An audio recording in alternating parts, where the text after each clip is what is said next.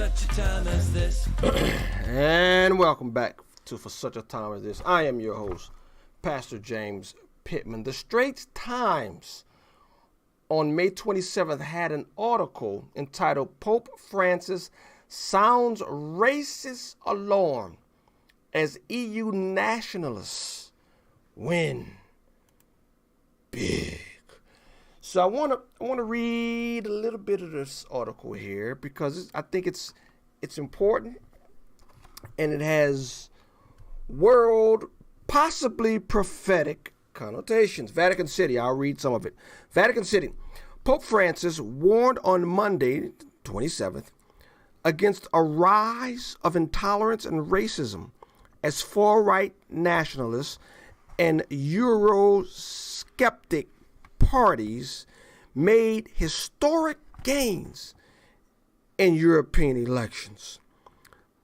Quote, the signs of meanness, is the Pope speaking, the signs of meanness we see around us heightened our fears, and the other, the unknown, the marginalized, the foreigner, he said in a message for the World Day of Migrants and Refugees. Let's stop right there.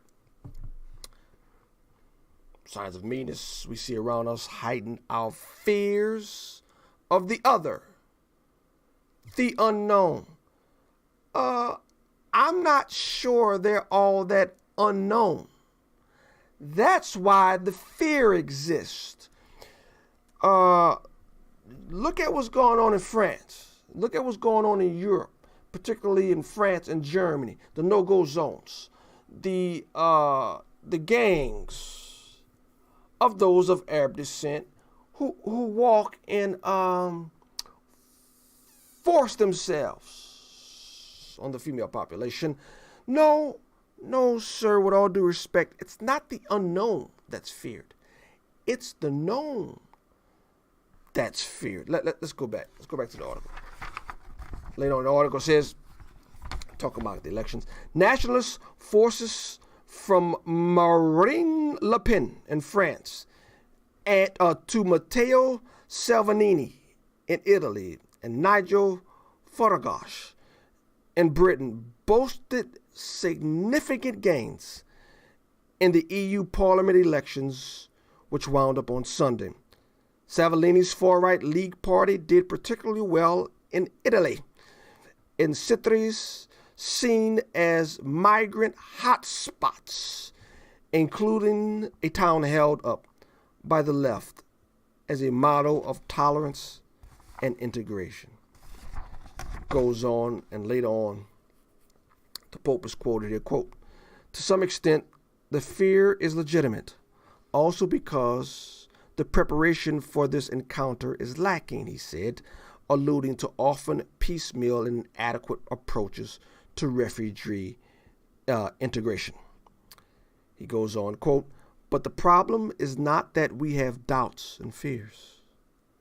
The problem is when they condition our way of thinking and acting to the point of making us intolerant, closed, and perhaps even without realizing it, racist, he added. So sometimes without even realize it, because you don't want all of the immigrants in your country and in your neighborhood, because you don't want that, you're racist. So the Pope now is using the racist term when it comes to immigration. If you don't want immigrants, and let's just be honest, what did he say? The piecemeal and inadequate approaches to refugee integration, they don't want to integrate. A lot of times they don't want to. Now, there are some immigrants who want to come to America, who want to go to France, Britain, Germany, and they want to assimilate, and they want to become citizens of that country. That's not who I'm talking about. In France, there's no-go zones. In America, you will see people immigrating from Mexico in the United States of America waving their Mexican flags. I even saw a sign that said, let's make California Mexico again. Texas, Mexico again. That don't sound like they want to integrate to me. And so that's what, and it's a large enough of that population to where it's questioning. Well, Pastor James, you can't question their motives. What if they come in here illegally? I can. And you know who's more harsh or the most harsh on illegal immigrants? The immigrants who came here legally. They don't want that. They don't like that. But that's a different subject. The Pope is calling you racist if you're not for integration. I would love to hear what Catholic thinks. Do y'all agree with the Pope? Or are you racist?